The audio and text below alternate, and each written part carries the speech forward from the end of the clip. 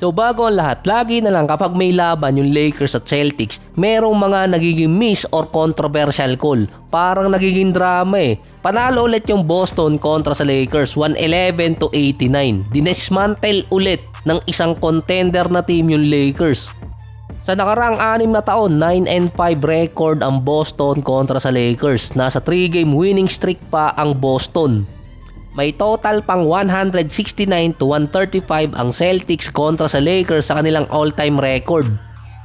At hindi nawala ng mga controversial call gaya ng multiple goaltending na nireklamo pa ni Redick sa mga referee. Yung isa pala doon, basket interference pa na sinusuot na yung kamay sa loob ng ring. Na hindi rin di umano nabibigyan ng foul yung Lakers at pinipisikal talaga sila. Naka 20 points, 4 rebounds, 5 assists si LeBron. Si Luka naman 25 points, 9 out of 22 sa field. May total na 53 out of 87 attempts sa combine ni na LeBron, Luka at Reeves. Na Peyton Pritchard pa itong si Bando. Na break na yung paa, naka 30 points pa itong si Pritchard na mayroong 4 rebounds, 8 assists at 6 out of 9 sa 3-point area.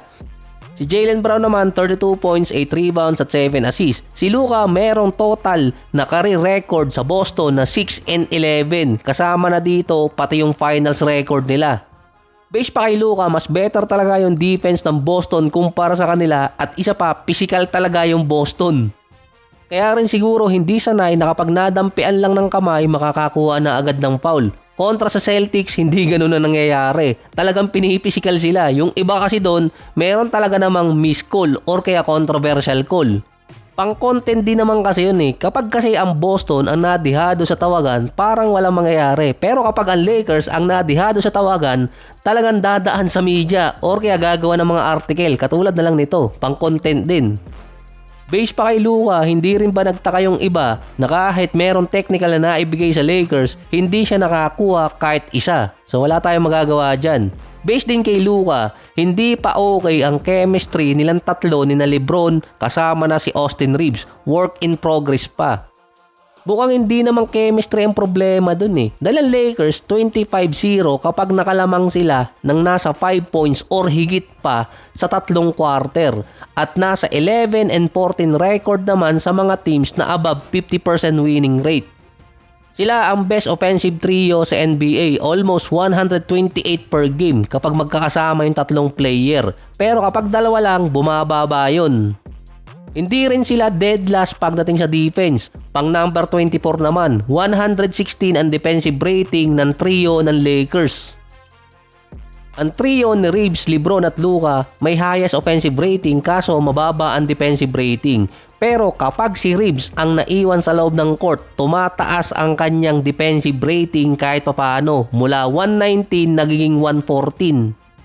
Dahil si Austin Reeves ang merong pinakamagandang defensive rating kapag hindi niya kasama si Luka at si LeBron. Pero kapag kasama niya ang dalawang player na yon, si Luka ang merong pinakamagandang defensive rating na nasa 115.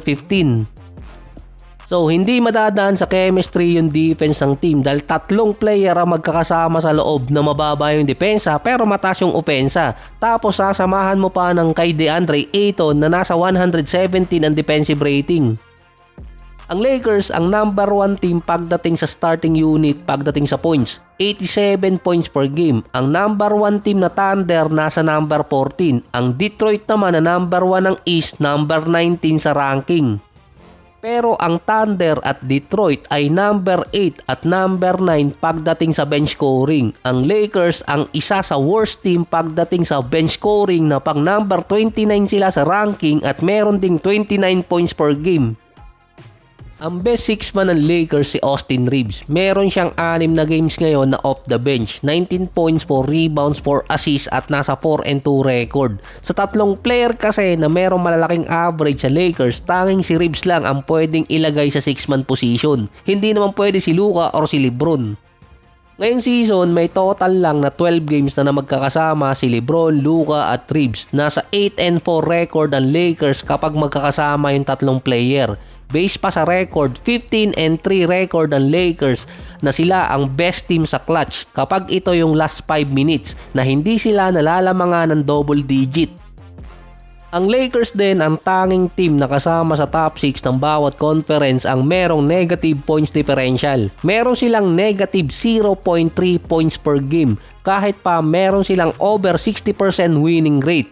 Ang susunod namang 5 game ng Lakers mga winnable naman sa kanila versus Magic, Suns, Golden State, Kings at Pelicans. Ang Magic, Warriors at Suns wala sa top 6 pero nasa mahigit 50% ang kanilang winning rate. Ang Kings naman at Pelicans worst season ngayong taon.